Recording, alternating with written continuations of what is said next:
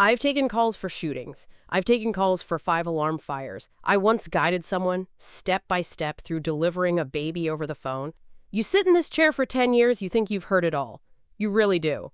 You think humanity has exhausted its capacity to surprise you, and then you get the call that makes you want to just unplug the entire system. It wasn't a call about a life or death situation. It wasn't about a tragedy. It was about shampoo. The good stuff, apparently. I'm a 911 dispatcher. My office, if you can call it that, is a dark room, and it has a very specific smell.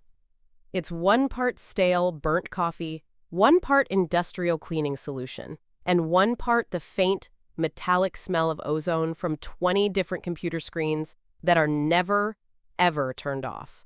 My whole world is a headset clamped over 1 ear and a keyboard. You live by the ring, and let me tell you, what we do, it is not what you see on TV.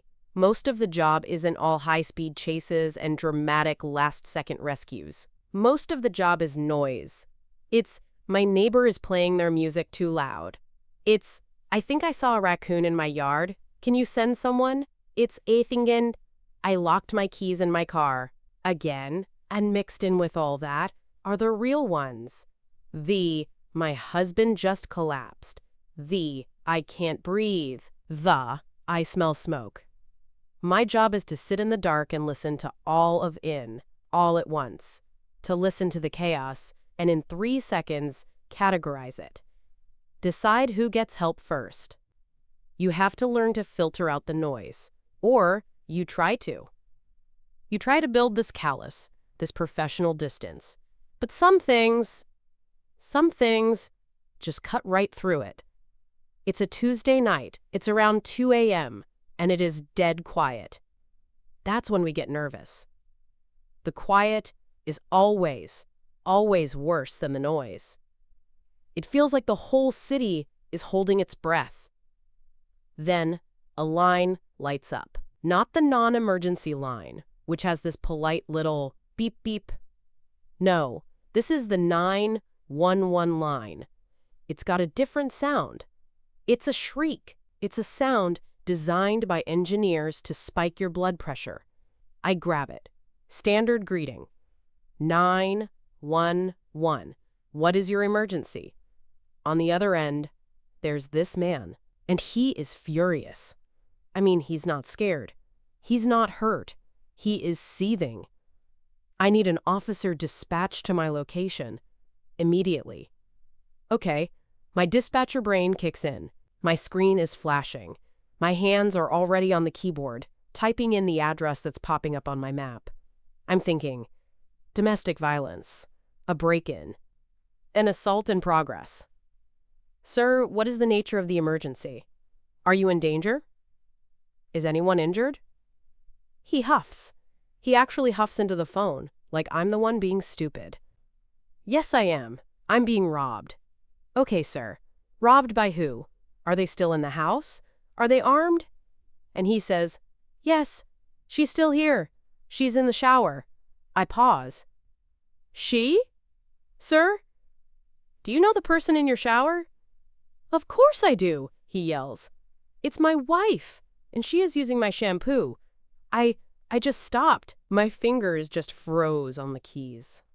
I physically hit the mute button on my console, leaned back in my chair, and looked over at my partner James, who was busy handling an actual, boring fender bender. He glanced at me. I just raised an eyebrow. He just shook his head and turned back to his screen. I took a breath, unmuted the mic. My professional voice has to be dead calm. Sir, I'm not sure I understand. This is 911. This is a line for life-threatening emergencies. Is your wife attacking you? Is she threatening you? No, he yells, and his voice is getting higher. She's using it. She has her own. This is mine. She knows she's not supposed to use it. I'm trying to clear the line. I'm looking at my queue, and 2 other 911 calls just popped in. I need this man off my line. Sir, we cannot send a police officer because your wife is using your shampoo. That is not a police matter. And that is when he drops the line.